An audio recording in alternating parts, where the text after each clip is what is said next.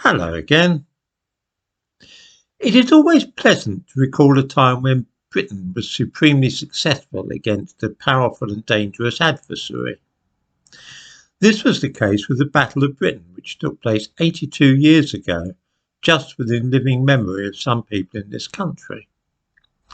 Throughout the 1930s, the ruler of Germany, Adolf Hitler, had been pursuing an expansionist policy in Europe which was designed to swallow up neighbouring countries and allow Germany to dominate the continent.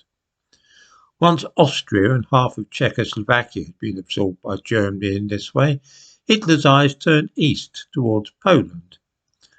Before the First World War, much of what was in 1939 called Poland had been an integral part of Germany, and the aim was to take back what was seen by many Germans as their own land.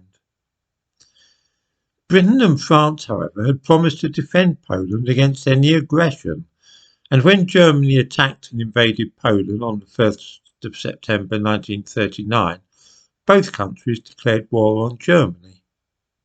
The Second World War had begun. There followed the period known as the Phony War, when, despite a state of war supposedly existing between Britain and Germany, nothing much seemed to happen. This came to an abrupt end in April 1940 with the German invasion of Denmark and Norway. The following month, Holland and Belgium were also invaded, and an attack launched on France. The British Army, of course, went to the aid of France and was defeated, forced into an ignominious retreat from the coastal town of Dunkirk.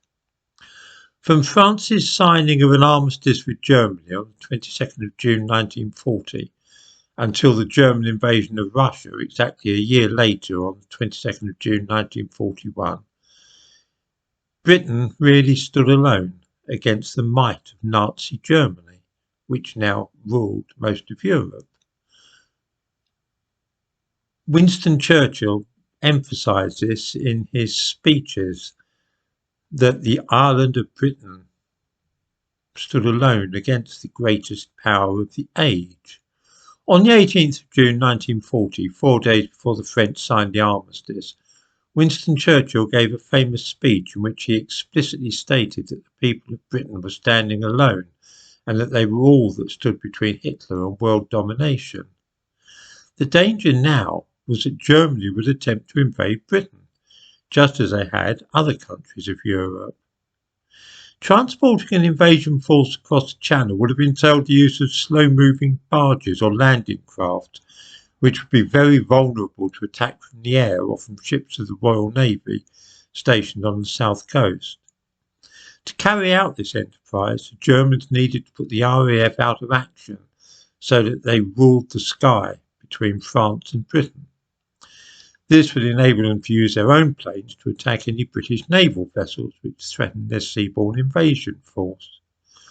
Rendering the Royal Air Force helpless would mean attacking the airfields of Kent and nearby counties with bombers. These bombers would be vulnerable to attack by British fighters, and so an escort of their own fighters would be necessary to protect the bombers. This then was to be the Battle of Britain. Germany's air force, the Luftwaffe, would attempt to break Britain's air power by attacking airfields and radar stations, and the British, for their part, would try and repel the German attack. Fortunately, Britain had during the 1930s been following that famous Roman dictum, si vis pacem, para bellum. If you want peace, then prepare for war.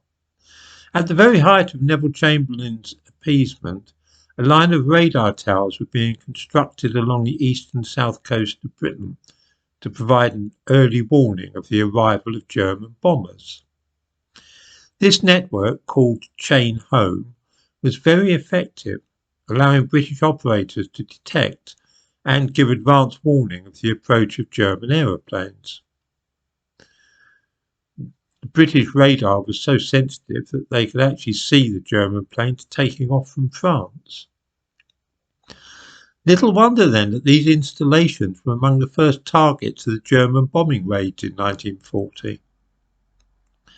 Of course, nobody actually talked about radar at that time. This was an Americanism which didn't appear until 1943.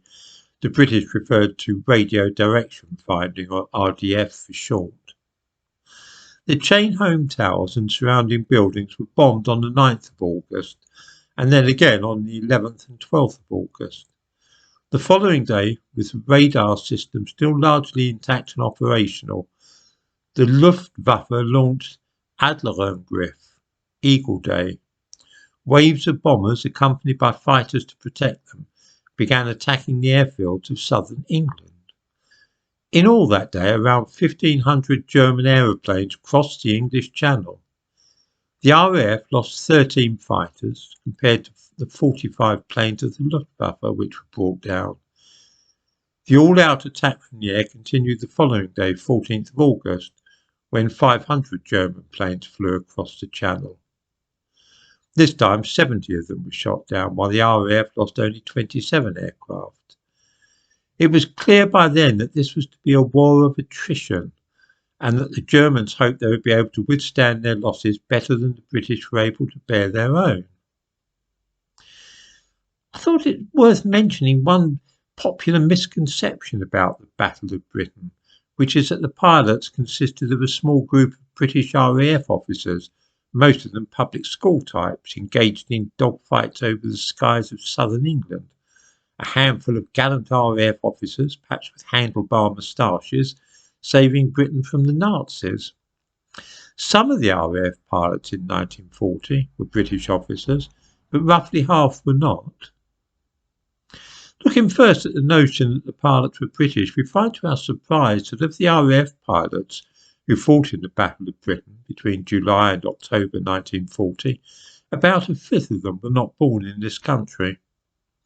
The RAF's Roll of Honour lists 2,350 British pilots during that period, along with 574 who were not British. These included over 140 Poles and 85 or so Czechs, along with Belgians, French, Australians and various other nationalities. These men boosted the number of pilots at that crucial time and helped win Britain's first major battle of the Second World War. The contribution of foreign-born pilots to the defence of Britain was no nominal or symbolic one either. During the Battle of Britain, only 2 men managed to notch up a total of 16 kills. One of these men was English, and the other was a Czech called Josef František.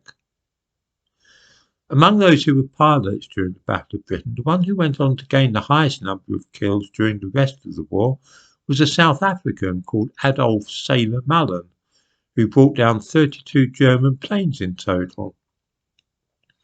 Without men such as these, the outlook for the RAF would have been somewhat bleaker. As for all those RAF officers flying the fighters during the Battle of Britain, a third of them were nothing of the sort. They were sergeants or flight sergeants. The idea of working-class fighter pilots is a strange one to us, but it's certainly the case that when we take away the foreigners and NCOs, we find that only about half the pilots at that time were really British officers, some of whom were the product of public schools, although many were not.